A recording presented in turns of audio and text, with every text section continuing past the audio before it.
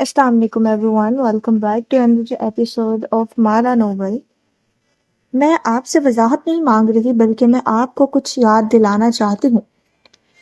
मैं सुन रहा हूँ। उसके सारे आसाक बन गए थे, दूसरे हाथ से टाई की नोट ढीली की। आपकी शादी की सारी तैयारियां हो चुकी थी। जिस लड़के से आपकी शादी होनी थी वो आपकी कजन थी, चचा की बेटी। आपने एक लम्हे में उससे की हुई कमिटमेंट तोड़ दी। क्या गारंटी है कि आप माला को बीच रास्ते में नहीं छोड़ेंगे? तुम्हें क्यों लगता है मैं माला को छोड़ दूंगा? क्या तुम मुझे नहीं जानती हो? वो जैसे हैरान हुआ था। मैं आपको जानती हूँ और आप मुझे। आपने बड़े बड़े मौकों पे हमारी मदद की है, यहाँ तक कि बदर को वापस लाना भी आपका ही कमाल था।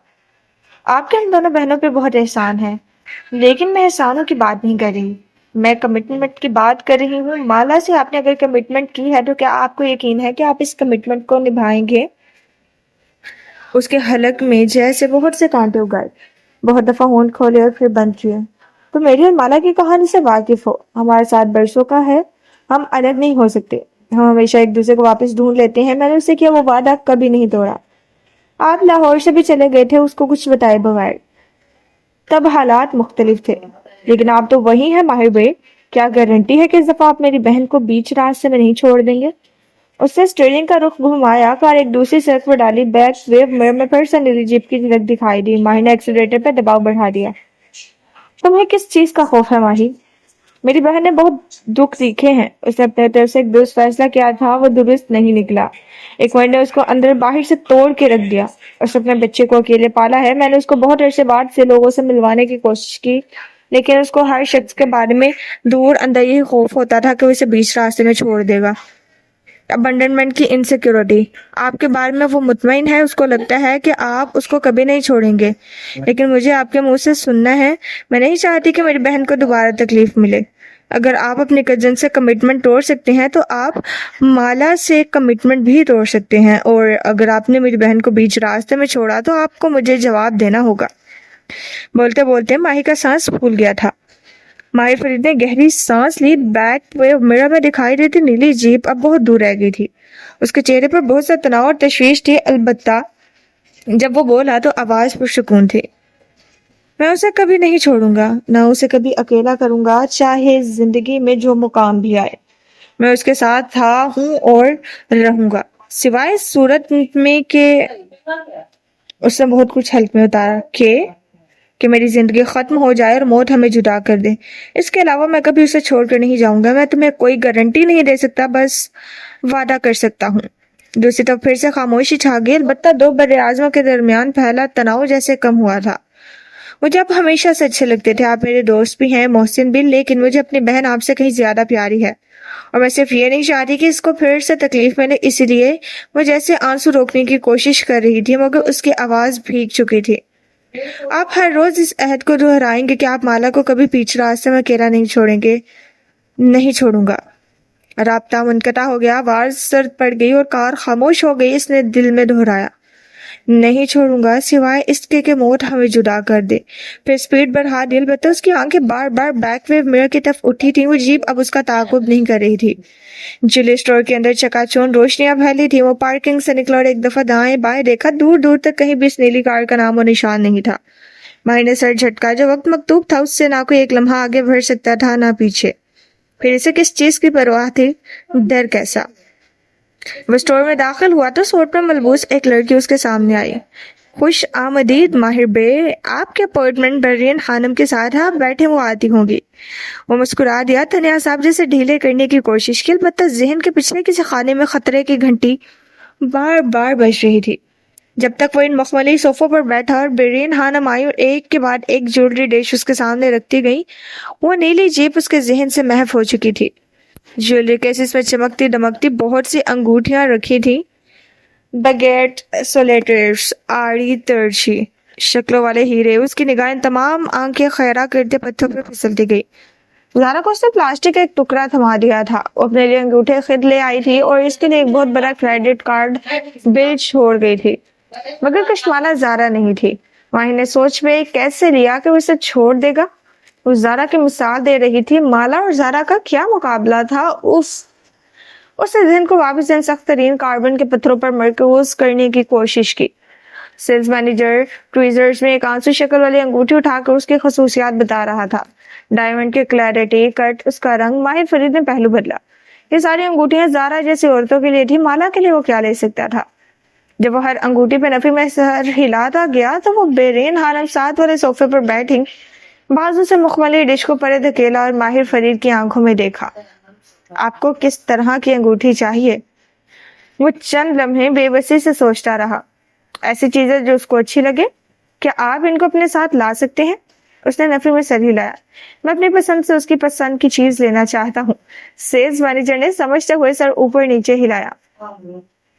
ये सब तभी हो सकता है जब आप उसको अच्छे से जानते हो। क्या आप उसको अच्छे से जानते हैं माहिर भाई? एक लम्हे के लिए माही की बातें, नीली जीप का ताक, उबर चूने और प्लस्टर से बड़ी सुर्ख इमारत की महक, हर शय जैसे उसके वजूद से उतर गई। वो मुस्कुरा दिया, तने असाब ढीले हो गए। मैं उसको बहुत अच्छे से जानता हूँ। फिर बताइए उसको इस दुनिया में सबसे ज्यादा क्या पसंद है? उसका बेटा। सेल्स मैनेजर ने सर दाएं बाएं हिलाया। मादी चीजों में, इंसानों में नहीं। उसने एक लम्हे के लिए सोचा, फिर कंधे उचका दिए। शायद उसका कैमरा, वो फोटोग्राफर है, शायद उसका पेंट ब्रश। उसने याद करने की कोशिश की वो क्या चीज अपने साथ रखती थी। अपनी हर कैद से निकलते हुए, एक नई कैद में जाते हुए, एक मुल्क से फरार होते हुए दूसरे मुल्क में जाते हुए, एक घर को छोड़ के दूसरे घर में आते हुए, वो क्या चीज है जो माला से कभी जुदा नहीं होती थी? वो एकदम चौंका। उसके पोते। सेल्स मैनेजर खुल के मुस्कुराई। 1 मिनट, वो कह के उठी और जब वो वापस आए तो उसके हाथ में एक स्याह मुखमली केस था जिसके ऊपर एक अंगूठी जगमगा रही थी। उसने 2 उंगलियों से पकड़ के अंगूठी माहिर के सामने की। रोज गोल्ड रंग की अंगूठी पर नन्हे हीरो से एक पत्ता बना था। माहिर फरीद ने बलाखिर मुस्कुरा के गहरी सांस ली। उसको ये पसंद आएगी। आज के सारे दिन में सबसे अच्छा यही हुआ था। ज्वेलरी स्टोर के मुकाबले सड़क के किनारे वो नीली जीप खड़ी थी। हेडलाइट्स बुझी थी और ड्राइविंग सीट पर बैठा ज़ियाद सुल्तान स्टोर की ग्लास वाल को देख रहा था। यहाँ से उसे माहिर फरीद नहीं दिखाई दे रहा था, लेकिन वो जानता था वो यहाँ क्यों आया था। उसने एक्सेलरेटर पे पैर रखा और जीप को जन से भगा के आगे ले गया। वो नीली जीप अगले 3 दिन तक माहिर को दिखाई ना दी। वो जानता था इसका वहम नहीं थी, लेकिन काम ने वापस इसको इसी तरह उलझा दिया। उस शाम वो ऑफिस से वापसी पर निशान अच्छी आ गया। बर्बल की बैटरी के बाहर अंधेरा उतरा था। स्ट्रीट के सारे रेस्टोरेंट और शॉप्स की बत्तियां जगमगा रही थी। बारिश के बाईस सड़क गीली थी और इस पर इन बत्तियों का जर्द अक्स पड़ता था। ऐसे में बेकरी के अंदर जाओ तो जगह जगह तामीराती मटेरियल रखा था। दीवारों के नीचे फर्श पर प्लास्टिक शीट बिछी थी। जीने चढ़ के ऊपर आते एक दीवार के सामने शीट पर बहुत से ब्रश, पेंट और लकड़ी के टुकड़े रखे थे। पहले की निस्बत तामीराती काम की शक्ल काफी हद तक निकल आई थी, अलबत्ता वो दीवार अभी तक नामुकम्मल थी। सामने लंबे काउच पर ब्रदर बैठा था, पैरों पर कंबल और हाथ में मोबाइल था जिसमें कोई वीडियो चली थी। साथ हलाल बैठी थी और वो चेहरा इन दोनों की तरफ मोड़े हुए इनकी गुफ्तगू सुन रही थी। बर्बल फरीद पहलुओं पे हाथ रखे खड़ा नाकदाना नजरों से इस मोराल को देख रहा था जो कश्माला ने आधा पेंट किया था। इस वक्त वो साथ खड़ी से इस पेंटिंग का मतलब समझा रही थी जब बर्बल ने बोर सा होकर चेहरा उसकी तरफ मोड़ा। पहले ये डिसाइड कर लो कि ये बेकरी मेरी है या तुम्हारी। माला मुस्कुरा दी। भूरा स्वेटर पहने जिसके आस्तीन ऊंचे चढ़े थे और बाल छोटी पोनी में बंधे थे। इस सवाल पर उसके इत्मीनान में कोई फर्क नहीं आया था। बेकरी तुम्हारी थी और तुम्हारी ही रहेगी बर्बल। तुम माहिर बे के इस स्टंट का क्या जो उन्होंने तुम्हारे नाम बेकरी लगाकर किया था? बर्बल ने उंगलियों से फिजा में दस्तखत करने के इशारा किया पर मुंह में झटका। माला ने बेख्तियार मुस्कुराहट रोकी। माहिर ने उंगलियों से फिजा में दस्तखत करने का इशारा किया फिर मुंह में सर झटका। इससे क्या फर्क पड़ता है कि बेकरी किसका नाम है? तुम्हारी थी और तुम्हारी ही रहेगी और तुम ही इसको चलाओगे। बर्बल ने सीने पे बाजू लपेट लिए। ओवर साइज सफेद स्वेटर के साथ ट्राउजर्स पहन रखे थे। कान में बाली और बाल कस के पोनी पे बंधे थे। बोरियत से दाएं बाएं देखा। जहां तक मुझे याद है मेरी बेकरी गुलाबी रंग की थी और जहां तक मुझे याद है तुम अब गुलाबी रंगों का पीछे करने वाली उम्र से निकल चुके हो। बर्बल ने खफगी से उसको घूरा, बोला कुछ नहीं। रंग बहुत अहम होते हैं बी। मैंने बेकरी को एक ज्यादा बावकार लुक देने की कोशिश की है। पर्पल और ब्राउन, इन दोनों रंगों का आपस में मिक्स एंड मैच करने की क्या जरूरत थी? वो चिड़चिड़ा सा लग रहा था। गुज़श्ता आधे घंटे में जब से वो लोग यहाँ मौजूद थे बर्बल ने हर चीज पे एतराज किया था।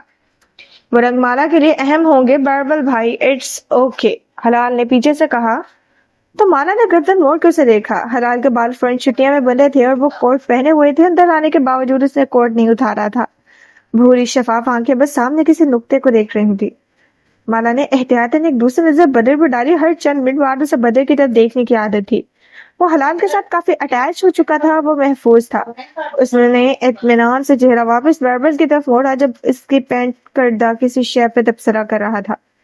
بربل ابھی کہہ رہا تھا جب مانا کسی خیال کے تحت ریلنگ پہ جھکے۔ نیچے جھانکا، نیچے کوئی نہیں تھا، لیکن اس کی نگاہیں دروازے پہ جمی تھی۔ وہ جانتی تھی وہ ابھی کھلے گا۔ اسے ماہر کے آنے سے پہلے ہمیشہ معلوم ہوتا تھا، ایک لمحہ دوسرا۔ وہ مسکراہٹ دبائے دیکھے گئی۔ تیسرے ہی لمحے دروازہ کھلا، دروازے کا کونا گھنٹی سے ٹکرایا، چھن چھناہٹ گونجی۔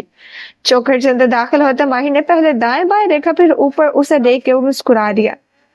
ماہر آیا ہے، مالا نے مڑ کے ان سب کو بتایا۔ بربل نے ایک نظر اس کے چہرے کو دیکھا جس پہ بے انتہا خوشی تھی۔ پھر کیا ہوا، روز ہی دیکھتے ہیں ہم ماہر بے کو۔ ناک سے مکھی اڑا کے وہ دوسری دیوار کی طرف بڑھ گیا، البتہ اسی طرح وہیں کھڑی ماہر کو دیکھے گئی۔ جب تک کہ وہ زینے چڑھتا اوپر نہ آ گیا، وہ دونوں ایک دوسرے کو دیکھ کے مسکرا رہے تھے۔ ماہر کے پیچھے شبنم بھی آئی پیڈ پکڑے اوپر آ رہی تھی، لیکن مالا نے تو اسے دیکھا ہی نہیں تھا۔ کہاں پہنچا تمہارا کام؟ وہ اسکین سامنے آ رکا تھا۔ اس نے بھی شاید وہاں موجود کسی دوسرے فرد کو نہیں دیکھا تھا، وہ بھی صرف مالا کو دیکھ رہا تھا۔ کچھ دن سے کام سست ہو گیا ہے، لیکن ہم اس مہینے کے آخر تک بیکری کو اوپن کر لیں گے، وہ مسکرا کے بتا رہی تھی۔ بربل نے مڑ کے ان دونوں کو دیکھا۔ نگاہوں نے ٹینس بال کی طرح ماہر سے مالا اور واپس ماہر تک کا سفر کیا، پھر چہرے پہ مزید بیزاریت اتر آئی۔ سر جھٹک کے واپس دیوار کی طرف متوجہ ہو گیا۔ یہاں آنے کی زحمت کیوں کی ماہر بھائی؟ گھر میں آپ سے ملاقات ہو ہی جانی تھی۔ ماہر نے چونک کر اس کی طرف دیکھا جو ان کی جانب پشت کیے اکھڑا اکھڑا سا کہہ رہا تھا۔ پھر اس نے گہری سانس لی اور کھنکھارا۔ ایک نظر ان سب کو دیکھا، پھر ریلنگ سے نیچے جھانکا۔ وہاں چند ورکرز ابھی تک لگے تھے۔ شبنم حلال کے قریب آ کھڑی ہوئی تھی، مسکرا کے سب کو سلام کیا، پھر استفہام یا نظروں سے ماہر کو دیکھا، جیسے فیملی کے درمیان خود کو ساتھ لائے جانے کی وجہ جاننا چاہتی ہو۔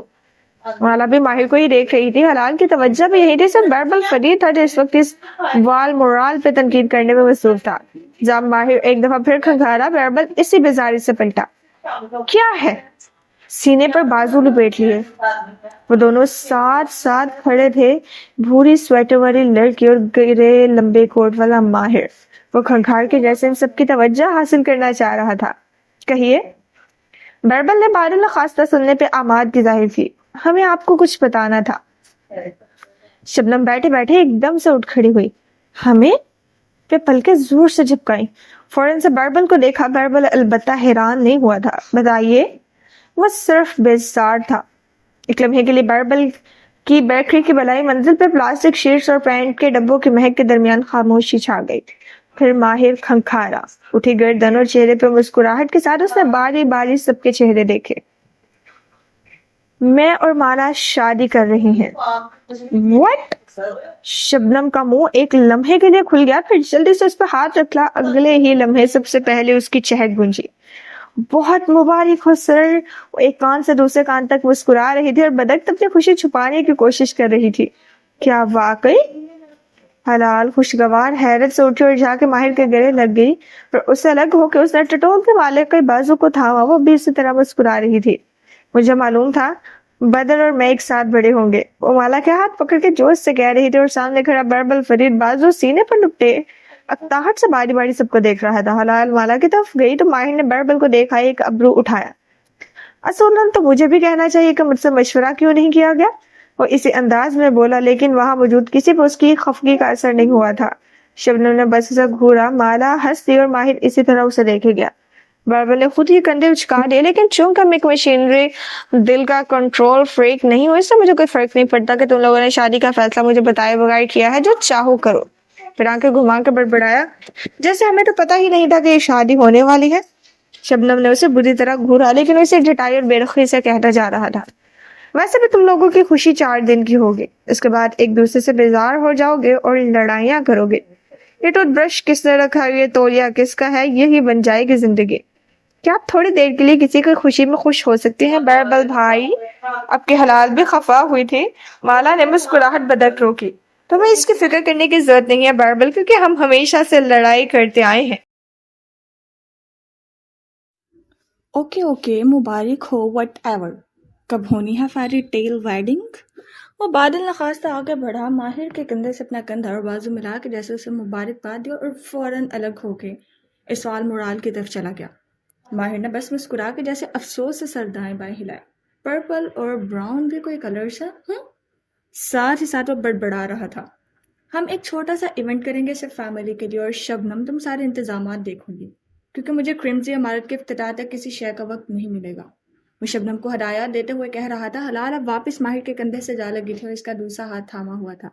اس کی بے نور آنکھیں خوشی سے چمک رہی تھی۔ حلال کے گرد بازو پھیلائے کھڑے اور شبنم کو ہدایات دیتے ماہر نے کنکھیوں سے دیکھا کہ مالا کاؤچ تک گئی ہے، پنجوں کے بل اپنے بیٹے کے سامنے بیٹھی ہے اور نرمی سے اس کے دونوں ہاتھ پکڑے ہیں۔ بدر نے چہرہ اٹھا کے مالا کو دیکھا کیونکہ وہ اس کی ویڈیو روک چکی تھی۔ مما از میرنگ دس مین، وہ نرمی سے اسے بتا رہی تھی۔ ماہر رک کے بے اختیار اس طرف دیکھنے لگا۔ ایک دم سے اس کا دل زور سے دھڑکا، جیسے اس چھوٹے سے بچے نے اپنی ماں کے اس چوائس کو پروو کرنا ہو، جیسے اگر وہ انکار کر دے گا تو یہ سب نہیں ہو سکے گا۔ بدر نے ایک دم چونک کی چہرہ اٹھایا، پہلے اس نے ماہر کو دیکھا اور پھر سیڑھیوں کو، پھر واپس ماہر کو اور پھر اپنی ماں کو دیکھنے لگا۔ وہ بار بار شاید وہی بات دہرا رہی تھی، اس امید پہ کہ اسے سمجھ میں آ جائے گی۔ ماہر فرید بالکل ٹھہر کے اسے دیکھے گیا۔ بدر نے 2 دفعہ دوبارہ سیڑھیوں کو دیکھا۔ ماہر نے اس کی نگاہوں کے تعاقب میں دیکھا، وہاں کوئی نہیں تھا۔ نیچے ورکرز کے کام سمیٹنے کی آواز آ رہی تھی، لیکن زینوں پہ اس وقت کوئی نہیں تھا۔ کیا وہ بچہ کچھ ایسا دیکھ رہا تھا جو ماہر نہیں دیکھ سکتا تھا؟ اس صبح اغوا جانے سے پہلے بھی اس نے یہی منظر دیکھا تھا۔ بدر چونکا تھا کیونکہ وہ چونکا تھا۔ اس کی کمر پہ جیسے چونٹیاں سی رینگنے لگی، بہت سی پہیلیاں واپس ذہن میں سر اٹھانے لگی جنہیں وہ حل نہیں کر سکتا تھا۔ پستہ اور فیروزی، پولیس اسٹیشن میں بیٹھی وہ عورت جو اپنے اڈاپٹڈ بچے کے بارے میں بتا رہی تھی، کاٹن کینڈی مین اور اس کی شدید انوائنگ بیٹی، بہت سے مناظر اس کے سامنے لہرائے۔ ان سب میں سب سے واضح آواز آلیان سادان کی تھی۔ نگینہ بیگم بچے کیوں اغوا کرتی تھی؟ وہ دونوں سمندر کنارے بینچ پر بیٹھے تھے، آمنے سامنے، فضا میں نمکین پانی کی مہکتی اور اوپر پورا چاند جو اس گفتگو کا گواہ تھا۔ نگینہ بیگم اس قدیم داستان کی ماننے والی تھی جو سحر عشق سے پیدا ہوئے بچوں سے جڑی ہیں۔ کیسی داستان؟ وہ دم سادے سن رہا تھا۔ برسوں سے جس سوال نے اسے الجھا رکھا تھا، آلیان سادان کے پاس اس کا جواب موجود تھا۔ سحر عشق کی ابتدا کب ہوئی ہم نہیں جانتے، لیکن یہ بادشاہ سلیمان کے زمانے میں بہت عروج پہ تھا۔ تب سے اب تک اس کی کئی شکلیں بدل چکی ہیں اور برِ صغیر کے ہندو جادوگروں نے اس سے متعلق ایک لوک داستان بنا رکھی ہے جس کے مطابق آلیان ٹھہرا، چمکتی آنکھوں سے سانس روکے بیٹھے ماہر کو دیکھا، جس کے مطابق سحر عشق سے پیدا ہونے والے بچے جنات کے بچے ہوتے ہیں، یعنی وہ جن جس نے یہ جادو کرنے میں مدد دی ہوتی ہے اس کا اس اولاد میں حصہ ہوتا ہے، اور وہ بچے خصوصی حسیات کے مالک ہوتے ہیں۔ ان کی چھٹی حس بہت تیز ہوتی ہے، وہ مستقبل دیکھ سکتے ہیں اور شاید ماضی بھی۔ ایسے بچے بڑے ہو کے بہترین جادوگر بنتے ہیں۔ ذرا سا جادو سکھانے پہ ان کے سکلز بہت حد تک پالش ہو جاتی ہیں اور اپنی طاقت کے ذریعے وہ اس جادوگر کو ہمیشہ کی زندگی فراہم کر سکتے ہیں۔ ہمیشہ کی زندگی یعنی امورٹیلٹی؟ آلیان نے اسبات میں سر ہلایا۔ نگینہ بیگم کو یہی چاہیے تھا نا بچوں سے، امورٹیلٹی۔ انہیں یقین تھا کہ سحر عشق سے پیدا ہونے والے بچے اگر ان کی طاقت بن جائے تو وہ ہمیشہ زندہ رہیں گی، لیکن ان کو کینسر تھا۔ زندہ رہنے کے بہت سے طریقے ہیں ماہر بھائی۔ ہندو جادوگروں کے مطابق ہمیشہ کی زندگی کسی جسم کے اندر نہیں ملتی بلکہ روح کو مل جاتی ہے۔ اسی لیے نگینہ سلطان کو اپنی موت کا خوف نہیں تھا، کیونکہ انہوں نے جتنا جادو پریکٹس کیا تھا اس کے مطابق ان کی روح کو جسم سے نکلتے ہی ہمیشہ کی آزادی مل جائے گی، اور یوں وہ اس دنیا میں جب تک چاہے رہ سکیں گی، جو چاہے کر سکیں گی، کوئی انہیں دیکھ نہیں سکے گا، اور وہ جسم کی کمزوری اور قید سے آزاد ہوں گی، اور اس ہمیشہ کی زندگی کے ساتھ یعنی اپنی روح کے ساتھ ان گنت جنات پہ حکومت کر سکتی ہیں۔ لیکن اس کے لیے انہیں ان بچوں کی روحیں چاہیے تھی۔ کیا یہ سچ ہے؟ آلیان دھیرے سے ہنس دیا۔ اگر یہ سچ ہوتا تو آج ہمارے گرد بہت سی روحیں منڈلا رہی ہوتی جو ہماری زندگیاں خراب کر رہی ہوتی۔ سوری ماہر بے، لیکن ایسا کچھ نہیں ہوتا۔ یہ ایک ایلوین تھا جس کے پیچھے بہت سے جادوگر بھاگے ہیں اور اب تک بھاگ رہے ہیں، اور اس لیے سچ نہیں ہے کیونکہ سحر عشق سے پیدا ہوئے بچے غیر معمولی صلاحیتوں کے مالک نہیں ہوتے۔ نہ زیاد سلطان ایسا تھا، نہ آلیان سادان ایسا ہے۔ ہم سب نارمل بچے تھے۔ نگینہ سلطان نے اپنے پاس جتنے بچے قید کیے تھے وہ سب نارمل تھے۔ ان میں سے کچھ نے جادو سیکھا اور کچھ کند ذہن میں رہی۔ صرف حلال تھی جن خصوصیات کے مالک تھی، لیکن یہ خصوصیات اس کو پیدائشی ملی تھی، خدا کا تحفہ۔ جو کسی کو بھی مل سکتا ہے. کچھ لوگ اس کے ساتھ پیدا ہوتے ہیں، کچھ لوگوں کو یہ تب ملتی ہے جب وہ شدید دکھ سے گزرتے ہیں. نگینا سلطان نے سمجھا کہ وہ ان کے جادو کا نتیجہ ہے، اور اسی ہیروئن کے پیچھے بھاگتے ہوئے انہوں نے ہم سب کو جادو سکھایا. اسی لیے تم حلال کے پیچھے جاتے ہو، تم اسے استعمال کرنا چاہتے ہو.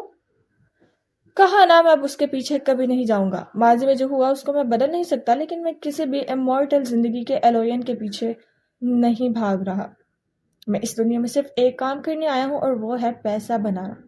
جادوگری نے اس کام میں میری مدد کی ہے، اور اگر حلال میرے ساتھ مل جاتی تو ہم مل کے اپنے اس امپائر کو بڑھا سکتے تھے. لیکن وہ آپ کی ہی بہن ہے، وہ ایسے کسی کام پہ راضی نہیں ہوگی، اسی لیے میں اس کا پیچھا نہیں کر رہا.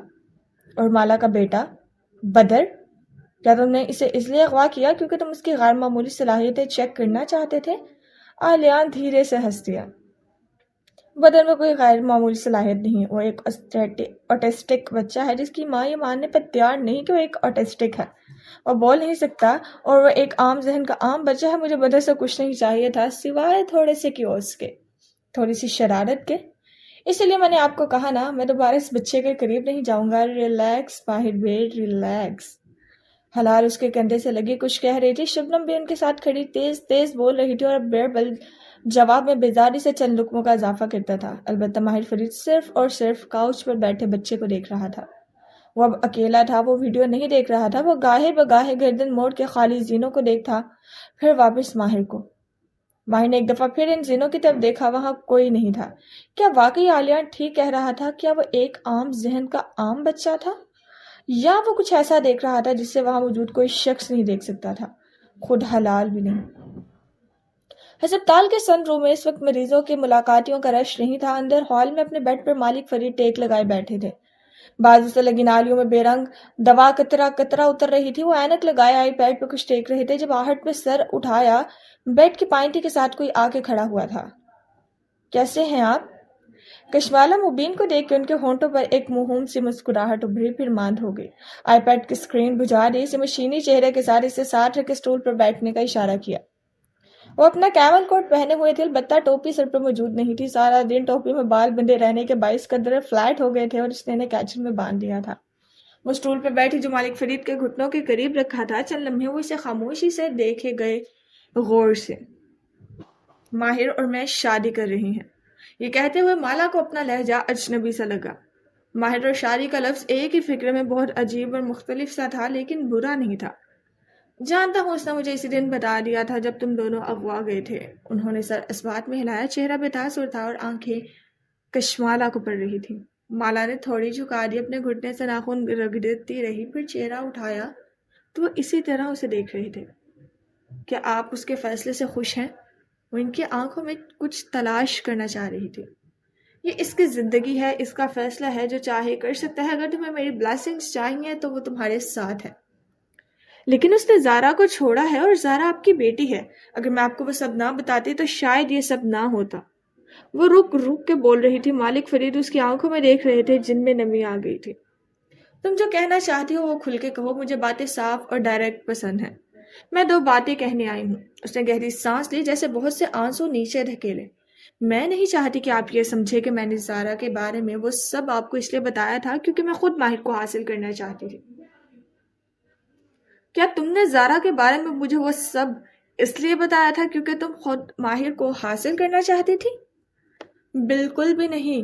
اس نے سر دائیں بائیں ہلایا. نگاہیں ان کی آنکھوں پہ جمی تھی، امید اور خوف کے درمیان.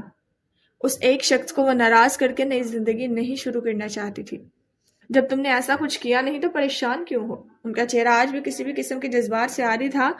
بوڑھا نحیف چہرہ جس پر بیماری کا چڑچڑا پن اور عادتاً ناگوار تاثرات موجود تھے. شاید یہ بھی کشمالہ کا وہم تھا، لیکن اسے لگتا تھا کہ جب وہ ان کے سامنے ہوتی تھی تو اس جھریوں ذرا چہرے میں ایک نرمی آ جاتی تھی. وہ روبوٹ جیسا نہیں لگتا تھا. میں بس یہ نہیں چاہتی کہ آپ مجھے غلط سمجھے. میں تمہیں غلط نہیں سمجھتا مالا، وہ سنجیدگی سے کہہ رہے تھے، لیکن میں سچ بولتا ہوں، اور سچ یہ ہے کہ میں ماہر کے لیے پریشان ہوں. مالا نے اس بات میں سر ہلایا. آپ سمجھتے ہیں کہ مجھ سے شادی کر کے اس کی زندگی مشکل میں پڑ جائے؟ اس کی زندگی پہلے ہی مشکل میں پڑ چکی ہے. زیاد سلطان، اس کا کچھ کرنا ہوگا. انہوں نے نحیف مٹھی بھینچ لی. کشمالہ نے بے بسی سے کندھے اچکائے. زیاد سلطان میری زندگی کا ایسا باب ہے جس کا میں کچھ نہیں کر سکتی مالک صاحب. میں اس آسیب سے شاید کبھی پیچھا نہیں چھڑا سکتی. وہ میرے بچے کا باپ ہے. پھر وہ ہلکا سا کھنکھالی انگلی پر فاختہ والے نیکلس کو لپیٹتے ہوئے بہت سی ہمت مشتمہ کی. اور جہاں تک بات ہے زیاد سلطان کی، تو اب میں اس دوسری بات کی طرف آتی ہوں جس کے لیے میں آپ کے پاس آئی ہوں. اس نے ٹھہر ٹھہر کے کہنا شروع کیا. عبد المالک فرید قدرے چونکے اور پھر غور سے اسے سننے لگے. وہ جو کہنے جا رہی تھی وہ ان کے لیے غیر متوقع تھا. سلطان احمد کی مسجد سے چند بگلے اڑتے ہوئے ہوا میں اپنے پر پھڑ پھڑاتے قریبی عمارتوں کی کھڑکیوں میں جا جا کے بیٹھ رہے تھے. ایسا ہی ایک بگلا اس ہوٹل کی بلائی ترین منزل کی کھڑکی میں آ کے بیٹھا اور لوہے کے سلوں کے درمیان سے چونچ گزار کے شیشے پر دستک دی. البتہ اندر موجود منظر نامے پہ اس کے دستک نے کوئی اثر نہ ڈالا. اندر ہوٹل سویٹ ساز تو تھا اور روشنی سے بھرا تھا. بستر بنا دیا گیا تھا اور کمرے میں تازہ پھولوں کی مہک تھی. کبیرہ سادان کرسی پر بیٹھی تھی، ایسے کہ لمبے کاؤچ کے ساتھ کھڑا نوجوان ان کے عین سامنے تھا. وہ پی کیپ پہنے ہوئے تھا، ہوڈی اور ٹراؤزرز کے نیچے سفید جوگرز پہنے احتیاطاً دائیں بائیں دیکھ رہا تھا. اس کے چوکنے انداز کو دیکھ کے وہ مسکرائیں. تم مجھ پر بھروسہ کر کے ریلیکس ہو کے بیٹھ سکتے ہو آلیان. کم از کم میں تمہیں پولیس کے حوالے نہیں کروں گی. آلیان نے ہلکے سے کندھے اچکائے جیسے بے پرواہی ثابت کی اور پھر صوفے کے کنارے بیٹھا سنجیدگی سے ان کو دیکھتے ہوئے پی کیپ کا رخ موڑ دیا. اب پچھلا حصہ ماتھے پہ تھا اور وہ اس کا چہرہ بنا کسی سائے کے دیکھ سکتی تھی. بتائیے کیا مدد کر سکتا ہوں میں آپ کی؟ کبیرہ سادان نے انگوٹھیوں والا ہاتھ اوپر اٹھایا اور میز کی طرف رکھے لیپ ٹاپ کی طرف اشارہ کیا جس کے ساتھ ایک کھلا ہوا بیگ اور بہت سے کاغذ رکھے تھے. چونکہ تمام فائنینسز میں اچھے ہو اور یہی پڑھے ہو تو میں نے سوچا کہ اگر تم میری تھوڑی سی مدد کر دو تو میرا کام بہت آسان ہو جائے گا. آپ نے فون پہ کہا تھا کہ آپ کو مالی نقصانات پیش آ رہے ہیں، بہت سے لیکیجز ہیں جن کو آپ روکنا چاہتی ہیں. وہ سنجیدگی سے پوچھ رہا تھا. کبیرہ بیگم نے اس بات میں سر ہلایا. کھڑکی کے شیشے پہ بگلا چون سے ٹھک ٹھک کر رہا تھا لیکن اندر آواز اتنی مدھم ہو کے سنائی دیتی تھی کہ ان دونوں کو محسوس تک نہ ہوا. اگر تم ایک نظر دیکھ لو تو شاید تم اس لیکیج کی نشاندہی کر سکو. آلیان نے اس بات میں سر ہلایا. قدرے جھجکتے ہوئے لیپ ٹاپ سامنے کیا، پھر کاغذات اٹھائے. بگلا کچھ دیر کوشش کرتا رہا، پھر مایوس ہو کے چون سے اپنے جسم کو رگڑنے لگا. اس دوران کمرے میں کافی کا دور چل چکا تھا اور آلیان اپنی پیالی خالی کر کے ایک طرف رکھ رہا تھا. اب کے سارے مسئلے آپ کی ان وائسنگ میں ہیں. اس کے باوجود مجھے بہت بڑے لیکیجز نظر نہیں آ رہے. کبیرہ بیگم ہوشوں سے دیکھ رہی تھی. اس بات پہ مسکرائیں. مجھے پیسے کی کمی نہیں ہے، پیسہ بہت ہے میرے پاس، بس یہ نہیں چاہتی کہ وہ خام خواہ میں ضائع ہو. آلیان نے آنکھیں اٹھا کے انہیں دیکھا، پھر قدرے بے دلی سے لیپ ٹاپ پر ریڈی کیا. آپ اس پیسے سے ایک ملازم بھی ہائر کر سکتی ہیں جو آپ کے گھر کھانا بنائے. آپ کو انائے کی شادی کر دینی چاہیے. ان کی مسکراہٹ میں مزید نرمی آئی. تمہیں اس کی فکر ہے آلیان؟ مجھے نہیں پتا، اس نے سر جھٹکا. لیکن اگر آپ چاہتی ہیں تو میں اپنے کسی کلائنٹ کو اس کے ساتھ سیٹ اپ کر سکتا ہوں. تھوڑا سا لو میجک اور اس کی زندگی سیٹ ہو جائے گی. ٹھیک ہے، اس بارے میں دیکھیں گے. اور دلچسپی سے اسے دیکھتے ہوئے گردن میں پڑا نیکلس انگلیوں میں گھما رہی تھی. یہ سب کیسے آتا ہے تمہیں؟ جادو، جنات؟ آلیان نے کندھے اچکائے اور واپس لیپ ٹاپ کی طرف متوجہ ہوا. بیزاری سے چند کیز دبائیں. آرٹ ہے، یہ سیکھنا پڑتا ہے. نگینہ بیگم نے مجھے بچپن سے سکھایا تھا. میں گفٹڈ نہیں ہوں حلال کی طرح، لیکن بہت کچھ کر سکتا ہوں. پھر اس کا اسکوپ بہت ہے. ہر شخص کو کسی نہ کسی سے بدلہ لینا ہے. ہر کسی نے کسی کا دل دکھایا ہے. میں اس دنیا کا توازن واپس قائم کر رہا ہوں. پھر ایک دم اس نے چونک کے چہرہ اٹھایا. چند لمحے سوچتی نظروں سے نہیں دیکھے گیا. وہ کہاں ہوتا ہے؟ کبیرہ بیگم کے ابرو تعجب سے اکٹھے ہوئے. کون؟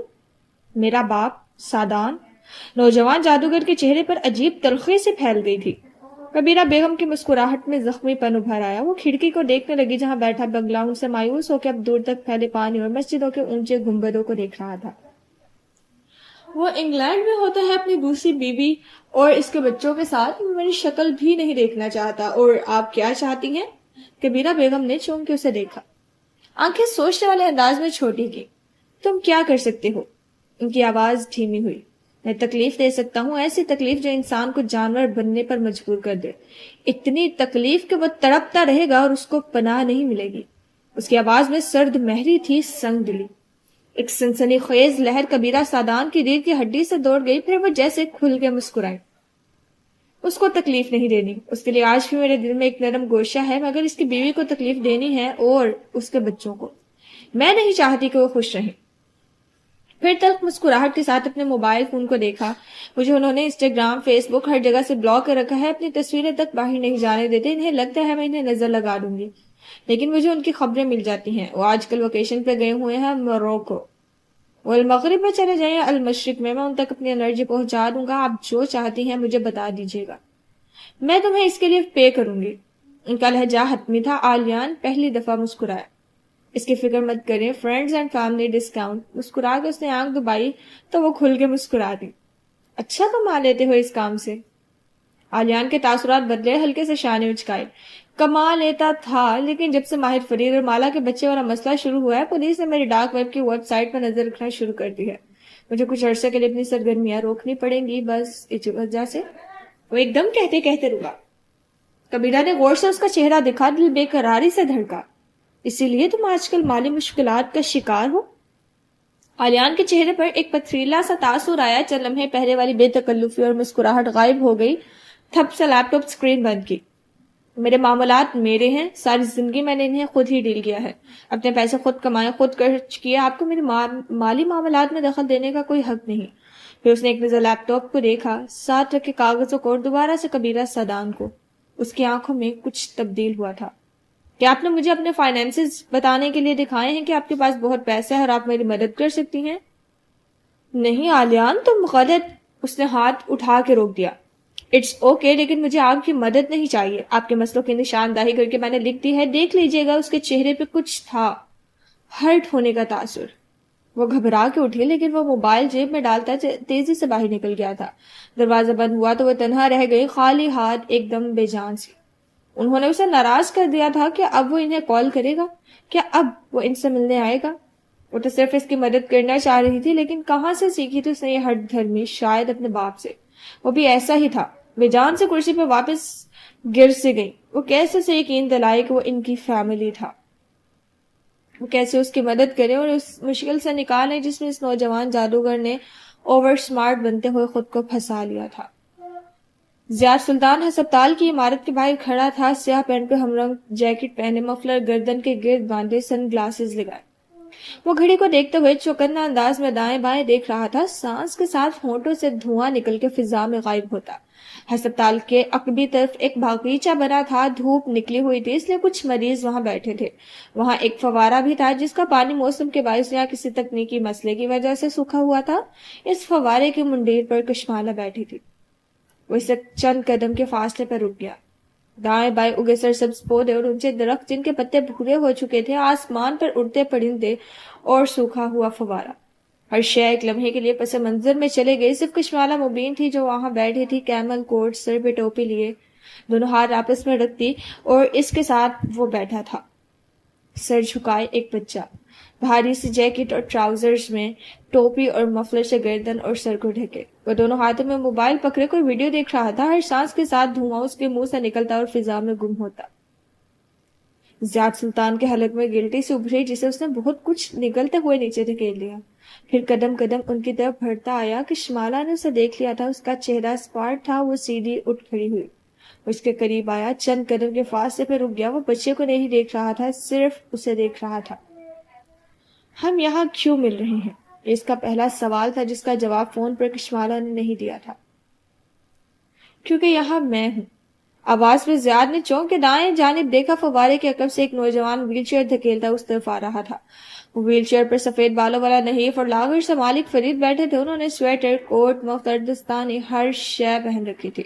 اس کے باوجود سردی سے ان کی ناک سرخ ہو رہی تھی. آئی لائن لگی ہوئی تھی اور بوتل ویل چیئر کے ڈنڈے کے ساتھ کھڑی تھی.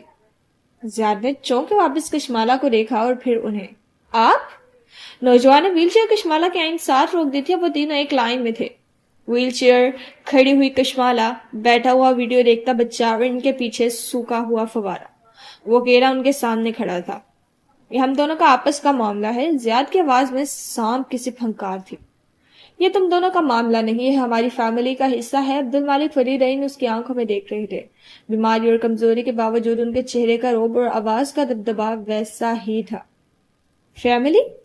زیاد نے چونک کے کشمالہ کو دیکھا. ایک لمحے کے لیے جیسے وہ سانس نہیں لے سکا. مالا ہماری فیملی ہے اور ہم اس کے. تم اس فیملی کا حصہ نہیں ہو زیاد سلطان. تم اپنے بیٹے سے ملنے آئے ہو، مل سکتے ہو لیکن تم اس کی زندگی میں نہیں رہو گے، اور یہ آج ہم یہیں پہ طے کریں گے۔ جیبوں میں ہاتھ ڈالے کھڑے زیاد نے جواب نہیں دیا، لب بھینچے خاموشی سے عبد المالک فرید کو دیکھے گیا۔ میں تم سے کوئی کانٹریکٹ سائن نہیں کرواؤں گا کیونکہ تم کسی معاہدے کی پاسداری نہیں کر سکتے۔ میں تمہیں صرف یہ بتانا چاہتا ہوں کہ مالا اکیلی نہیں ہے، ہم سب اس کے ساتھ ہیں، اور تم یوں بنا اجازت اس کی زندگی میں دوبارہ داخل نہیں ہو سکتے۔ زیاد نے مالا کو دیکھا، وہ سینے پر بازو لپیٹے اسی سپاٹ چہرے کے ساتھ اسے دیکھ رہی تھی۔ یہ وہ لڑکی نہیں تھی جس کو ارشد سے جانتا تھا، کچھ تھا جو اس میں بدل گیا تھا، ایک بے نیاز سا نڈر پن۔ تم اپنے بیٹے سے ملو، اس کے ساتھ وقت گزارو، اور جب میری گھڑی کی سوئیاں 12 پہ پہنچ جائیں تو تم یہاں سے چلے جاؤ گے۔ تم 3 مہینے کے بعد اپنے بیٹے سے ملنے آ سکتے ہو، اس سے کم نہیں اور اس سے زیادہ نہیں۔ زیاد قدم قدم اس بچے کی طرف بڑھا، سینے پر بازو لپیٹے کشمالا نے زور سے مٹھی سے کوہنی پھینچ لی، البتہ چہرہ اسپاٹ ہی رکھا۔ اس کو تم ایک زبانی معاہدہ سمجھو یا میری وارننگ، لیکن تم اب مالا کی زندگی میں دخل اندازی نہیں کرو گے کیونکہ وہ اکیلی نہیں ہے۔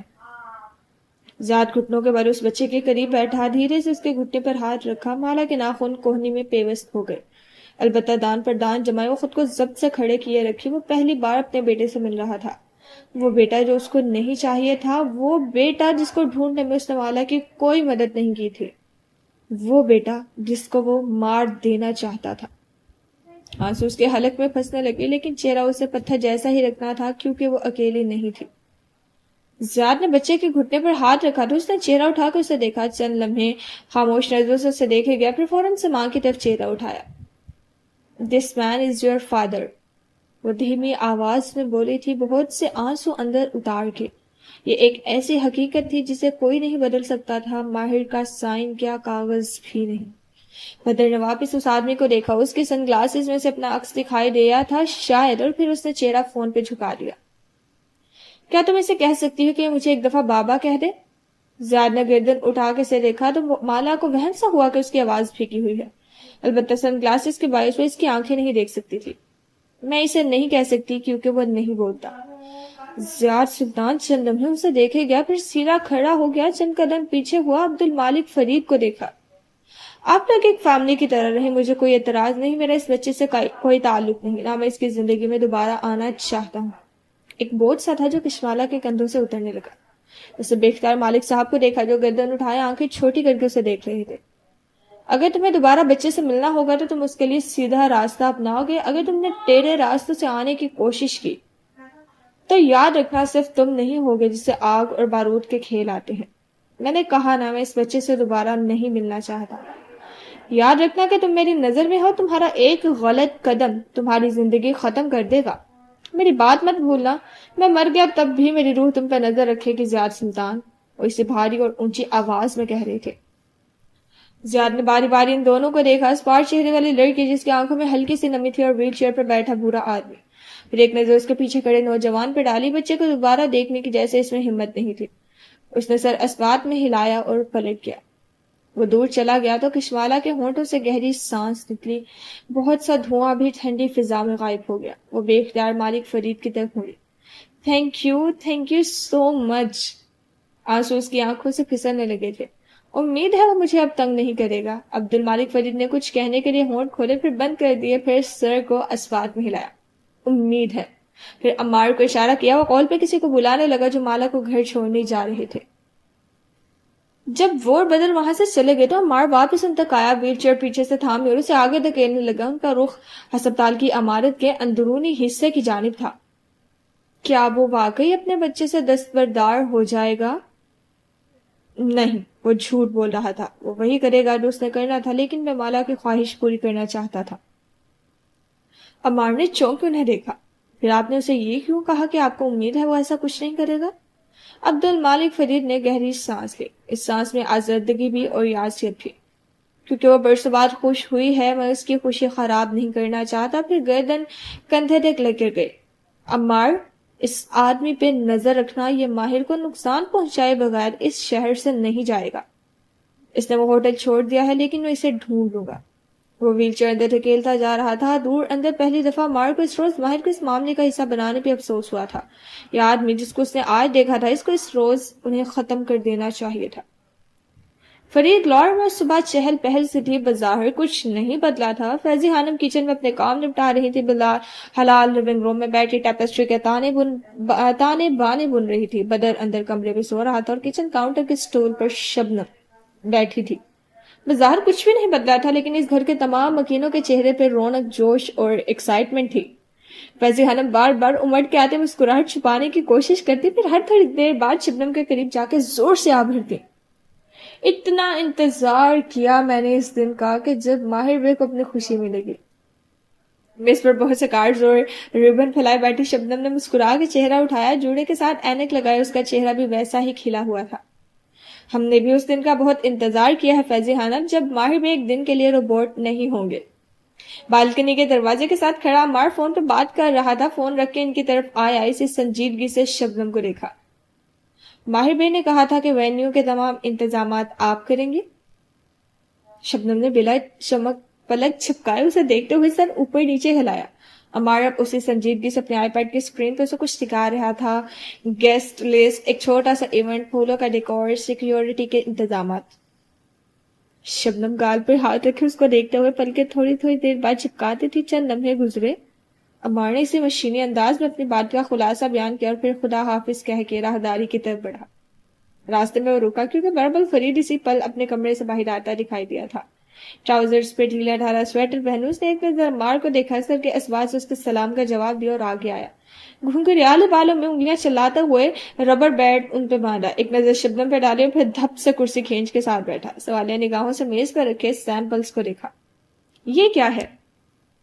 شبنم گردن موڑ کے عمار کو جاتے ہوئے دیکھ رہی تھی. چونکہ اس کی طرف موڑی، پھر مسکرائی، پلکیں 2-3 دفعہ جھپکائی. ہمارے باس کی شادی ہو رہی ہے اور ہمارا کام ہے اس کو پرفیکٹ فیری ٹیل ویڈنگ بنانا. بربل کے چہرے کے زاویے بگڑے، منہ میں سر جھٹکا. فیری ٹیل وغیرہ کچھ نہیں ہوتا، دیکھنا ہانی مون پیریڈ گزرے گا تو یہ دونوں بھی لڑے ہوں گے. شبنم نے بہت مشکل سے ہونٹوں پہ آئی مسکراہٹ روکی. تمہاری جیلسی ابھی تک ختم نہیں ہوئی؟ بربل نے جواب میں ایک نظر اسے گھورا اور پھر فیضی خانم کو اپنا ناشتہ کہنے لگا. اچھا سنو، مجھے ماہر بے کے لیے ایک سوٹ منتخب کرنا ہے. شبنم نے چند کپڑوں کے سیمپل اس کی طرف دھکیلے. وہ اتنے مصروف ہیں قیمتی عمارت میں کہ انہوں نے ہر چیز میرے اوپر چھوڑ دی ہے. سوٹ، شمال کا رنگ، شرٹ، ٹائی سب مجھے ہی چوز کرنا ہے. وہ ڈارک گرے پہنے گا. شبنم اور بربل نے چونکہ اس طرف دیکھا. سٹول پر بیٹھی حلال کی ان کی جانب پشتی اور جھکے دھاگوں کی گرا لگا رہی تھی. وہ ڈارک گرے پہنے گا اور مارا سفید پہنے گی. مارا کے پھولوں کا رنگ جامنی ہوگا، جامنی سفید اور سبز پتے، اور ماہی کے ہاتھ میں بھی پھول ہوں گے سفید رنگ کے. وہ دونوں خوش ہوں گے اور میں پستہ رنگ پہنوں گی. وہاں کے سامنے خلا میں جمائے دھاگوں کو انگلیوں پہ لپیٹتی کہہ رہی تھی. شبنم تھوڑی پہ ہاتھ رکھے سحر ذرا سے اسے دیکھ رہی تھی. حلال کی بات ابھی مکمل نہیں ہوئی تھی. اور پھر ہم سب ساتھ رہیں گے، میں اور بدر ایک ساتھ بڑے ہوں گے. وہ یوں کہہ رہی تھی جیسے کوئی فلم سی اس کے سامنے چل رہی ہو. فیضی خانم نے کافی بربل کے سامنے رکھی تو تھپ کی آواز پہ وہ دونوں چونکے. بربل گردن موڑ کے تنقیدی نظروں سے اسے دیکھ رہا تھا. اور وہ مالا کا سیریل کلر شوہر، وہ ہونے دے گا یہ سفید اور جامنی پھولوں والی شادی؟ وہ بگاڑ کے وہ بولا تھا. حلال نے کندھے اچکائے. پتا نہیں، اندھیرا ہے اس کے سامنے، وہ اس شہر سے بہت جلدی چلا جائے گا. ساتھ ہی حلال نے جیسے جھڑجھڑی سے لے لی. بربل نے خفقی سے دیکھا. یہ تمہارا میجر میری دفعہ کام کیوں نہیں آیا جو میں اس چڑیل کے ساتھ پھنس گیا تھا؟ مجھے نہیں پتا یہ کیسے کام کرتا ہے بربل بھائی، میں اس کو کنٹرول نہیں کر سکتی. جو سمجھ آتا ہے وہ کہہ دیتی ہوں، جو سمجھ جاتے ہوئے کہہ دیتی ہوں. بربل نے نقل اتارتے ہوئے چہرہ واپس موڑا تو شبنم آنکھیں چھوٹی کر کے اسے دیکھ رہی تھی. کیا ہے؟ شبنم قدرے آگے کو ہوئی. اس کی آنکھوں میں چمک سے تھی. یہ مالک صاحب کا سیکرٹری عمار. دیکھ رہا ہوں بہت نظر رکھنے لگی ہے تم اس پہ. سنگل ہے عمار؟ بربل نے کافی کا گھونٹ بھر کے زور سے اسے میز پہ رکھا. نہ صرف سنگل ہے بلکہ اپنے سنگل ہاتھوں سے بندوں کو کچا چبا بھی جاتا ہے. شبنم بدمزہ سے ہو کے پیچھے ہوئی. میں سنجیدہ ہوں. تمہاری دال عمار کے ساتھ نہیں گلے گی. وہ مالک کا صرف دایاں ہاتھ نہیں ہے بلکہ اس کے سارے زیر زمین کاموں کی نگرانی بھی کرتا ہے. بہتر ہے تم اس سے دور رہو اور اپنے جیسا کوئی نرد ڈھونڈو. شبنم کے چہرے پر بہت سے ناراضی اتری. ٹھک ٹھک کر کے سارے سیمپلز اکٹھے کیے اور انہیں تھیلی میں ڈالنے لگی. تم سوزین کے ساتھ اس لیے پھنسے تھے کیونکہ تمہیں عورتوں کی پہچان ہی نہیں ہے. اب ہو چکی ہے، بہت شکریہ. وہ اسی جلے کٹے انداز میں بولا اور کافی کے بڑے بڑے گھونٹ بھرنے لگا اس سے پہلے کہ شبنم کچھ کہتی. عمار تمہارے لیے نہیں ہے شبنم. شبنم کا ایک لمحے کے لیے سانس رک گیا. चौंक उसे देखा, वो अब दांतों से एक धागे की गांठ लगा रही थी। बरबल भाई ठीक कह रहा है, वो और तरह का आदमी है, तुम इसके साथ कभी खुश नहीं रहोगी, और अभी तुम किसी के भी साथ खुश नहीं रहोगी, क्योंकि तुम बहुत जल्द मर्दों के साथ ऑब्सेस्ड हो जाती हो, फिर उनके हर अमल के बारे में बहुत दफा सोचती रहती हो, हर बात को ओवर एनालाइज करती हो। अभी कुछ अरसे के लिए उनसे दूर रहो, 5-6 साल तक इंतजार करो, फिर तुम्हारे रास्ते किसी से टकराएंगे, वो होगा तुम्हारे लिए। हलाल एक लम्हे के लिए रुकी, फिर गहरी सांस ली। शायद। शबनम जो बिल्कुल मशहूर से होकर सुन रही थी, दोनों अब्रू उठाए। शायद, शायद इसलिए क्योंकि मैं खुदा नहीं हूँ, कोई भी मुस्तकबिल नहीं जानता, मुझे जो बताया जाता है बस वही बता देती हूँ। शबनम जैसे दिल मसवस करके रह गई, फिर बेख्तियार बरबल को देखा जो पहली दफा मुस्कुरा रहा था। यानी अगले 5-6 साल तक तुम अकेली रहोगी? सुजैन से तलाक के बाद वो पहली दफा खुल के हंसा था। शबनम के माथे पर बल पड़े, वो गुस्से से अपनी चीजें समेटी, अपने स्टैंड से कप उठाया, स्ट्रॉ होंठों में डाल के 2 घूंट भरे, और इस दौरान वो गुस्से से बरबल को घूरती रही थी। मिल जाएगा मुझे भी कोई। बरबल उसी तरह हंसता जा रहा था। 5-6 साल। शबनम का चेहरा सुर्ख हो चुका था, उसे घूरते हुए वो फैजी खानम को आखिरी हदायत देकर राहदारी की तरफ बढ़ गई। बरबल अब टोस्ट पर पेंट बटर लगा रहा था। फैजी खानम ने रुक के पहले उसे देखा, फिर पेंट बटर की मोटी तह को, फिर वापस बरबल को। वो इनकी निगाहों को देख के कंधे उचका के रह गया। फिर क्या करूं, तलाक हुई है मेरी, कुछ दिन तो कार्ब्स खाऊंगा ना। बेपरवाही से दांत टोस्ट में गारे फैजी खानम गहरी सांस लेकर रह गई। अगर माहिर फरीद ने उसको ये सब खाते देखा होता तो अगले ही लम्हे उसे आग कर देता। लेकिन हम यहाँ नहीं रहेंगे। हलाल की बड़बड़ाहट जारी थी। बरबल ने बेजारी से मुस्तकबिल का खबरनामा सुनने की कोशिश की। वो ये घर नहीं होगा जहां माला, मैं, भाई और बदर रहेंगे, वो कोई और घर होगा। इस घर में जामुनी बोगनवेलिया के फूल होंगे, और बागीचे में एक बेंच रखा होगा, उसके साथ मरमरी बतखें बनी होंगी और एक पत्थर का खरगोश। वो बोलती जा रही थी और बरबल बेतुजी से टोस्ट की बाइट लेते जा रहा था। दफतन किसी एहसास के तहत ठहरा, जगह से उठा और हलाल के पीछे आ खड़ा हुआ, लुकमा चबाते हुए गौर से इस टैपेस्ट्री को देखा। ये घंटी, ये क्या बना रही हो लाली? पता नहीं, उसने शान उचकाई। वो गौर से इस घंटी को देख रहा था। टैपेस्ट्री को उल्टी थी, लेकिन वो घंटी को उल्टे होने के बावजूद भी पहचान सकता था। एक सीन है, मुझे नजर आता है, बार बार वही बना रही हूँ। वो धागों को टटोलती हुई टांका लगा रही थी। ये तो माला की घंटी। उसको नहीं दिखानी है, वो एकदम बोली तो बरबल ने ताज्जुब से उसे देखा। क्यों? पता नहीं, बस उसको नहीं देखना चाहिए, उसे दुख होगा। बरबल चंद लम्हे उलझन से उसे देख गया, जो वापस अपने धागों में मसरूफ हो गई थी। फिर कंधे उचका के उफ तुम्हारा मोजू कहता तो उसकी बाइट लेता आगे बढ़ गया। स्ट्रीट के कोने वाला घर आज भी इसी तरह था। उर्दुल ने स्याह कार सफेद बार के बाहर रोकी तो माला बाहर निकली। तज्जुब से पहले इस घर को देखा, जिसके बागीचे में जामुनी बोगनवेलिया का दरख्त था, फिर उर्दुल को, जिसने मुस्कुरा के सर को खम दिया। माहिर बे ने यही बुलाया है आपको। माला ने नरम मुस्कुराहट के साथ उसको शुक्रिया कहा, फिर कंधे पर बैग का स्ट्रप दुरुस्त करती कदम कदम आगे बढ़ने लगी। उसके बूट्स के हील सड़क पर ठक ठक बजने लगी थी, फिर आगे घास शुरू हो गई। बगीचे के गिर्द सफेद लकड़ी की बाड़ थी, छोटा दरवाजा जो इसकी टांगों तक आता था। उसने हाथ से आगे धकेला और अंदर दाखिल हुई। वो एक खूबसूरत घर था, ना बहुत बड़ा ना बहुत छोटा। बगीचे में एक दरख्त था जो दोनों तरफ में फैला हुआ था। सब्ज पत्तों के दरमियान जामने फूल जो इस्तांबुल के इस सुरमई मौसम में भी अपने रंग बिखेर रहे थे। दरख्त के नीचे एक बेंच रखा था, साथ घास के किनारे मरमरी बतखों की शक्लों के गमले थे। मुकाबिल संत में कुछ गमले सफेद खरगोश की सूरत में बने हुए थे और हर एक में सरसब्ज पौधे लगे थे। इस घर में मौजूद हर पौधा और दरख्त सदाबहार था। बाहर फैले मौसम और सर्दी की शिद्दत के जैसे इस पर कोई असर नहीं हुआ था। वो अभी तक दाखिली रोश पे खड़ी थी, ताज्जुब से दाएं बाएं देख रही थी, जब अंदरूनी दरवाजा खुला हुआ दिखाई दिया। माला को देख के उसके कदम वहीं रुक गए।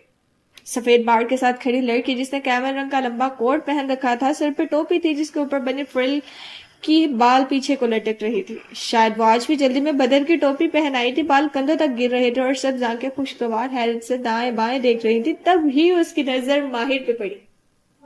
वो मुस्कुरा दी और भूरे बूट से चलती रोश पे आगे बढ़ने लगी।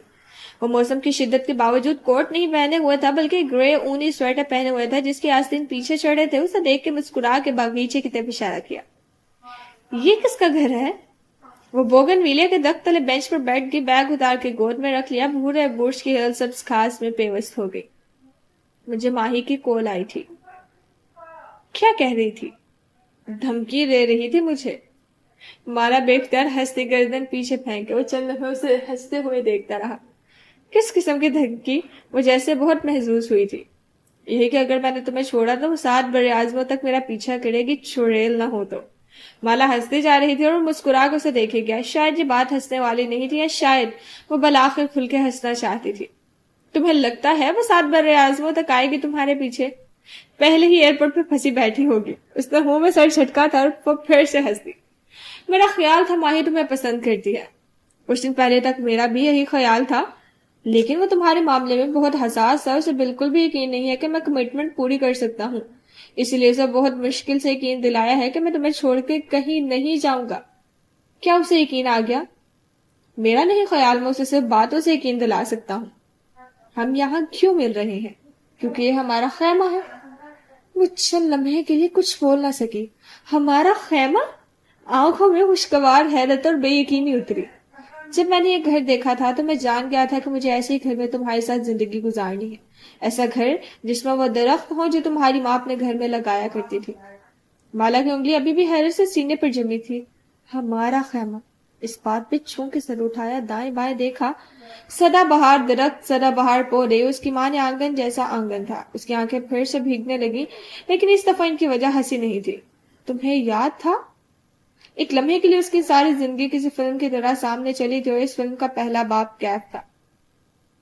میں کبھی بھولا ہی نہیں تھا. یہاں تمہارا اسٹوڈیو ہوگا. مالا نے گردن موڑ کے اس کمرے کو نہیں دیکھا، وہ بس اسے دیکھ رہی تھی. اور فریڈ لارڈ؟ وہاں بیبل رہے گا. وہ دونوں اپارٹمنٹس اسی کے ہوں گے یا جیسے اس کی مرضی. بھائی کو لگتا تھا کہ وہ اسے چھوڑ کے چلا جائے گا، حالانکہ وہ ایک فیملی بنانے کے بارے میں سوچ رہا تھا. مالا، ماہر، حلال اور بدر. آنسو اس کے گال پر خود بخود لڑک گیا، البتہ وہ مسکرا رہی تھی. یعنی یہ ہمارا خیمہ ہے؟ ماہر نے اسوات میں سر ہلایا. پیپرز میں یہ تمہارا ہوگا. مالا کے آنسو رک گئے. ابرو تعجب سے اکٹھے ہوئے. کیا مطلب؟ پھر ایک دم سمجھ آنے پہ تیزی سے کچھ بولنے لگے، لیکن ماہی نے ہاتھ اٹھا کر اسے خاموش کرا دیا. پہلے میری بات سنو. ماہی کی کال سے مجھے احساس ہوا کہ کچھ چیزیں طے ہونی چاہیے. مالا کے ابرو خفگی سے اکٹھے ہو چکے تھے. پیشانی پر بل تھے جو ٹوپی کے باعث چھپ گئے تھے. البتہ وہ خود کو کچھ کہنے سے روکے ہوئے تھی.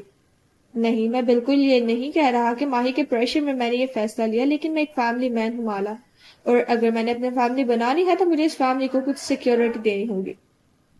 پیسہ اور جائیداد سیکیورٹی نہیں ہوتا ماہر. سیکیورٹی نہیں ہوتا، لیکن یہ ایک کوشش ہوتی ہے جو ایک مرد اپنی فیملی کے لیے کر سکتا ہے. میں نے اپنی کمپنی کے شیئر، جگہ اور کچھ چیزیں تمہارے نام منتقل کی ہیں. میں تمہیں چھوڑ کر کبھی نہیں جاؤں گا، لیکن اگر کسی صورت میں ہم الگ ہو گئے، ایسی صورت جس پر میرا کوئی کنٹرول نہ ہوا، تو میں چاہتا ہوں کہ تمہیں مالی تحفظ دے کر جاؤ. تم ایسے کیوں کہہ رہے ہو؟ اس کی رنگت سفید پڑنے لگی تھی. میں حقیقت پسندانہ بات کر رہا ہوں. میں اپنی طرف سے تمہیں یہ وعدہ کر سکتا ہوں کہ میں تمہیں کبھی بیچ راستے کے نہیں چھوڑوں گا، اپنی کمٹمنٹ نہیں توڑوں گا. لیکن زندگی زندگی ہے. کچھ چیزیں انسان کے لیے لکھی ہوتی ہیں. مکتوب. اگر مجھے کچھ ہوا تو میں نہیں چاہتا کہ تم اور بدر ان چیزوں کی وجہ سے مشکل میں رہو جو میری ایک دستخط سے تمہاری ہو سکتی تھی. مالا نے بے اختیار ہونٹ دانتوں سے کاٹا. اس کی آنکھیں پھر سے بھرنے لگی. میں نے تمہاری زندگی مشکل بنا دی ہے ماہر. میری وجہ سے تم خطرے میں ہو. وہ زخمی سا مسکرایا اور نفی میں سر ہلایا. کوئی کسی کی وجہ سے خطرے میں نہیں ہوتا مالا. جیسے کوئی کسی کو بچا نہیں سکتا، ویسے کوئی کسی کو مار بھی نہیں سکتا. سب لکھا ہوا ہوتا ہے. یہ صرف ایک انشورنس ہے میری اپنی تسلی کے لیے.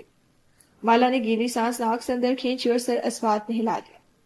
مجھے اس کی ضرورت نہیں تھی، لیکن مجھے تھی. جیسے تمہیں بدر کی گارڈین شپ کی انشورنس چاہیے تھی، ویسے مجھے اپنی فیملی کے لیے ایک انشورنس چاہیے. تمہیں بس کچھ پیپر سائن کرنے ہوں گے کل آفس میں. مالا نے مٹھی کے پشت سے آنکھیں رگڑی اور سر اسوات میں ہلا دیا. پھر گردن موڑ کے اس باغیچے کو دیکھا جس میں موسم کا کوئی اثر نہیں ہوا تھا. اس روز کنسٹرکشن سائٹ پہ میں تمہیں پرپوز نہیں کرنا چاہتا تھا. اس نے سنا ماہر کہہ رہا تھا. ایک لمحے کے لیے ماہر کی ساری دل کو اداس کر دینے والی باتیں بھلا کے مسکرا دی. آئی ایم سوری، میں نے تمہیں بہت پش کیا. غلطی میری ہے. مجھے پہلے سے کچھ ارینج کرنا چاہیے تھا. اٹس اوکے ماہر. ہم نے اس عمر میں نہ اسٹیج میں جب پھول اور انگوٹھیوں کی اہمیت ہو، ہمیں انٹینشنز چاہیے ہوتی ہیں. جانتا ہوں، لیکن مجھے انگوٹھی لینی چاہیے تھی جو کہ میں نے لے لی ہے. اس سے پہلے کہ وہ کچھ کہتا مالا نے ہاتھ اٹھا کے سے روکا. وہ انگوٹھی تو مجھے ہمارے ایونٹ پہ روکے ابھی نہیں، کیونکہ ہمارے کلچر میں انگوٹھی سے روز پہنائی جاتی ہے. تمہیں افسوس نہیں ہوگا کہ میں وہ سب کچھ نہیں کر سکا؟ فیری ٹیل پروپوزل، انگوٹھی، پھول. ہاں میں خیمہ ساتھ لگانے جا رہی ہیں، کیا تمہیں لگتا ہے مجھے ایسی چیزوں کی پرواہ ہوگی؟ وہ کھل کے مسکرا رہی تھی، آنسو بھی چہرے پر لڑک رہے تھے، سردی سے اس کی ناک اور گال سرخ پڑ رہے تھے. اور اس لمحے جام نے پھولوں طرح رکھے بھورے بینچ پر بیٹھے ماہر فرید کو لگا کہ اسے کچھ بھی پرفیکٹ کرنے کی ضرورت نہیں تھی. ہر چیز ویسی ہی ہو رہی تھی جیسی ہونی چاہیے تھی. مکتوب. اس سے کئی میل دور زرینہ فرید ایک نیل سیلون پر بیٹھی تھی. ایک ہاتھ مینیکیور آرٹسٹ کے ہاتھوں میں تھا جس کا وہ نرمی سے مساج کر رہی تھی. اس کے بالوں میں رولرز لگے تھے اور وہ دوسرے ہاتھ سے موبائل کی اسکرین سکرول کر رہی تھی جب ایک غیر شناسا سا نمبر چلنے بجھنے لگا. زارا کے ہونٹوں پر مسکراہٹ ادھر آئی. تم نے کہا تھا کہ تم مالا کماری سے دور رکھنے کے لیے کچھ بھی کرنے کو تیار ہو. ضیاء سلطان کی آواز اس کی سماعت میں گونجی تو زارا کے چہرے پر مسکراہٹ ادھر آئی. تمہیں کیا چاہیے؟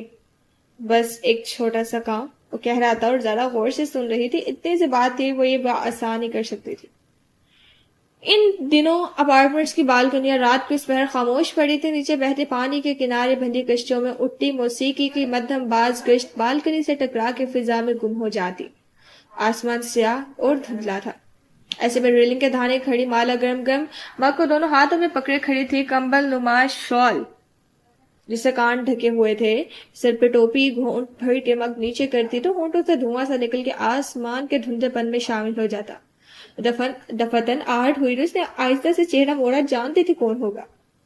وہ اپنی بالکنی سے نکلتا دکھائی دے رہا تھا. اس نے جیکٹ اور سر پہ ٹوپی پہن رکھی تھی جسے کان ڈھکے ہوئے تھے. ناک چند سیکنڈز میں ہی سردی سے سوکھ پڑنے لگی تھی.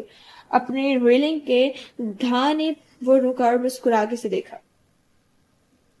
تمہاری بالکنی کی روشنی دیکھی تو سوچا پوچھ لوں کہ ابھی تک کیوں جاگ رہی ہو.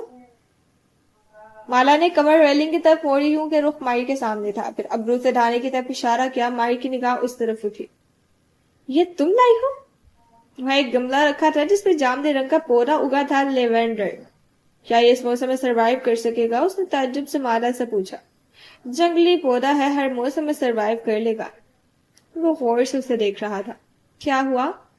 کچھ نہیں، ایک آئیڈیا آیا تھا، بتاتی ہوں. تم نے شام میں ٹیکسٹ کیا تھا کہ مجھے صبح آفس آنا ہے. بتایا تھا نا، کچھ کاغذات پر تمہارے دستخط چاہیے، کچھ چیزیں تمہارے نام کرنا چاہتا ہوں. مجھے تمہاری دولت اور اثاثے نہیں چاہیے، صرف ایک انشورنس ہے مالا. اگر میں نہ رہا تو کم از کم تمہارے پاس کچھ ہونا چاہیے. اگر تم نہیں رہے تو اس کی آواز گلی ہو گئی. تو ان چیزوں کا کیا فائدہ ہوگا؟ نقصان بھی نہیں ہوگا. ہم نے زیاد سے بات کی تھی، میں نے، مالک صاحب نے. وہ چلا جائے گا اس شہر سے، وہ کچھ نہیں کرے گا. وہ اسے زیادہ جیسے خود کو تسلی دے رہی تھی. ماہر کے ہونٹوں پر تلخ سے مسکراہٹ ہوئی. وہ کوہنیاں ریلنگ سے ہٹا کے سیدھا ہوا اس کا چہرہ دیکھا. دونوں کے درمیان چند فٹ کا خلا تھا. یقیناً مالک صاحب اسے بتا چکے تھے. میں زیاد سلطان سے نہیں ڈرتا، اس نے جو کرنا ہے کر لے. میں بس اتنا چاہتا ہوں کہ میں تمہیں چھوڑ کے نہیں جانا چاہتا. ہم نے بہت سے برس اپنی انا اور غلط فہمیوں میں ضائع کیے. میں اب مزید وقت ضائع نہیں کرنا چاہتا. کیا تمہیں پچھتاوا ہے؟ کس چیز کا؟ لاہور میں مجھے چھوڑ کے آنے کا، مجھے اپنی حقیقت خود نہ بتانے کا، زیاد کو میرے سامنے ایکسپوز نہ کرنے کا، ہمیشہ آدھا سچ بولنے کا. ہے افسوس، پچھتاوا بھی. اسی لیے تو میں ہمیشہ کہتا ہوں کہ کاش ہم مختلف حالات میں ملے ہوتے. کیا تمہیں کوئی پچھتاوا ہے؟ کشمالہ مبین نے بالکنی کے دروازے کو دیکھا، پھر ہاتھ میں پکڑے مگ کو جسے دھواں اٹھ اٹھ کے اوپر جا رہا تھا. شیشے کی کھڑکیوں کو لمبے لمحے بھر کے لیے دھندلا کر دیتا. پھر اس نے گملے کو دیکھا جس میں لیوینڈر کا تنہا پودا اگا تھا. پھر اس نے ماہر کو دیکھا، پھر اس کے اوپر دھندلے آسمان کو جہاں اکے دکے تارے چمک رہے تھے. اس نے نیچے آسمان اور سکون بہتے پانی کو دیکھا اور اس کے کان پر لرزتی کشتیوں کو، ان کے رنگ برنگے کمکموں کو، اور اس میں بیٹھے کپتان اور اس کے ساتھیوں کے قہووں کی پیالیوں کو. اور پھر اس نے کہنا شروع کی. ماہر نے اسے صبح 11 بجے آفس پہنچنے کے لیے کہا تھا اور اردل کو بھیج بھی دیا. وہ کیب کر کے بھی آ سکتی تھی، لیکن جب سے ماہر نے فیملی میں اناؤنس کیا تھا کہ وہ دونوں شادی کر رہے ہیں، اس کا رویہ تھوڑا سا بدل گیا تھا. وہ ہر جگہ اس کے لیے ڈرائیور بھیجتا تھا. کبھی کسی ملازم کو ساتھ کر دیا، کبھی کسی کو مدد کے لیے بھیج دیا. مالک کو اپنے سارے کام خود کرنے کی عادت تھی، لیکن زندگی میں پہلی دفعہ کسی مرد کی مدد لیتے ہوئے برا نہیں لگ رہا تھا. اسے ان چیزوں کی عادت ڈالنی پڑے گی، لیکن عادت ڈالنا ناپسندیدہ نہیں رہا تھا. اردو البتہ سارا راستہ زیر لب مسکراتا آیا تھا، گو کہ اس نے मिरर यूं ऊंचा कर रखा था कि वो माला को नहीं देख सकता था। एक भूला भसड़ ड्राइवर याद आया था, लेकिन वो इसका नीम रुख देख सकती थी। उसको देखते हुए पहले जहां उर्दू उसकी खुशखलाकी के बायस से मुस्कुराता था, अब उसकी मुस्कुराहट एक कान से दूसरे तक फैली हुई थी। बात बात पे पूछता उसको कुछ चाहिए तो नहीं। वो जानती थी वो उसे दिल में जारा से कंपेयर करता है, और इस मवाज़ने में वो उर्दुल की निगाहों में जारा से जीत चुकी थी। वो कैब की इमारत में दाखिल हुई तो सूरज बादलों के पीछे था। उसने लॉबी में आते ही टोपी उतार दी, बाल कदे चार्ज हो गए थे, उंगली से उन्हें सीधा किया, कैमल कोट और बूट्स पहने वो रिसेप्शन तक आई तो वहां मौजूद लड़की तेजी से उठ खड़ी हुई। मैं आपको ऊपर तक छोड़ के आती। माला ने सिर्फ उससे कार्ड एक स्वांगी थी, लेकिन वो स्टूल से उतरी और भाग के उसके लिए लिफ्ट खोली। इसे बेख्तियार इस बिल्डिंग में 3 महीने पहले अपना पहला दिन याद आया था, जब इसे कई घंटे बिठाया गया था। वो जेबों में हाथ डाले खड़ी मुस्कुरा के इस रिसेप्शनिस्ट को लिफ्ट के बटन दबाते, कार्ड टैप करते और तमाम हदायत देते हुए सुन रही थी। यकीनन शबनम की इस लड़की से दोस्ती हो गई, उसने इसको बता दिया होगा। हालांकि माही ने कहा था कि वो अपनी जाती जिंदगी के बारे में कोई खबर स्टाफ को नहीं देना चाहता, लेकिन कोई बात नहीं। माला ने शबनम को गॉसिप का मार्जिन दे दिया। एक रिसेप्शनिस्ट ही तो थी, उसको मालूम हो भी गया तो क्या हुआ। लिफ्ट के दरवाजे खुले और 2 मरकजी हाल में दाखिल हुई तो बहुत से सर उसकी तरफ उठे। एक एक चेहरे पर उसकी निगाह पड़ी तो उसने बहुत से रंग वहां उतरते देखे। मुस्कुराहटे, मायने फेज नजरें, एक दूसरे की तरफ झुकते सरगोशियां। चंद लोग उठ खड़े हुए, पूरे जोश से उसको सलाम किया। माला की गर्दन, उसके पीछे के बाल खड़े होने लगे, गाल दहकने लगे और वो चेहरा बज़ाहिर पुरसुकून रखे कदम कदम आगे बढ़ती गई। शबनम अपने डेस्क से फौरन से उठी और मुस्कुरा के सामने आई। उसका अंदाज अतवार का अखियों से दिखाई देते बहुत से चेहरे उसने बेइख्तियार थूक निकला। उफ, शबनम ने सबको बता दिया था। एक दफा हर तरफ से सबके उसकी तरफ मतवज्जा हो गई। वो बाहर रस्मी मुस्कुराहट के साथ माहिर के ऑफिस के दरवाजे तक बढ़ गई। अभी वो दरवाजे के करीब ही थी कि वो अंदर से खुल गया।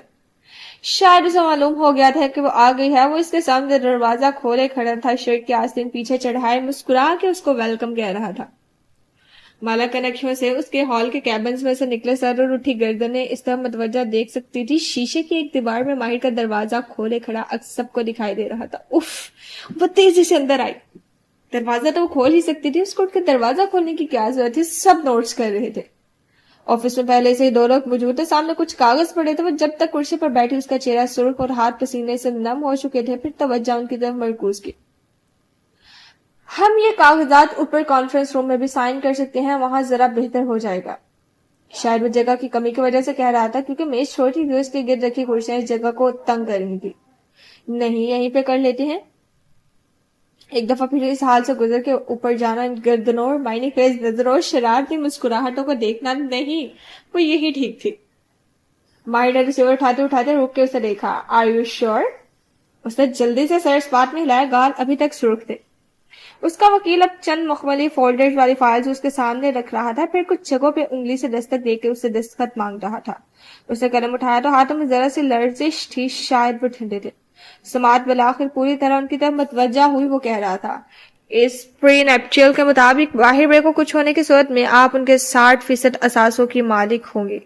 कलम हाथ में पकड़े कशवाला ने चौंक कर उसे देखा। माहिर संजीदा चेहरा लिए हथेलियां मेज पर रखे आगे को झुका बैठा था, जैसे एक रूटीन की कार्रवाई हो। माला ने वापस वकील को देखा। कुछ होने की सूरत में फिर से माहिर का चेहरा देखा। इंश्योरेंस और सिक्योरिटी की हद तक ये बात ठीक थी, लेकिन क्या वो किसी चीज की तैयारी कर रहा था? तलाक और मौत, दोनों सूरतों में ये कंपटीशन आपको मिलेगा। तलाक? बारी बारी दोनों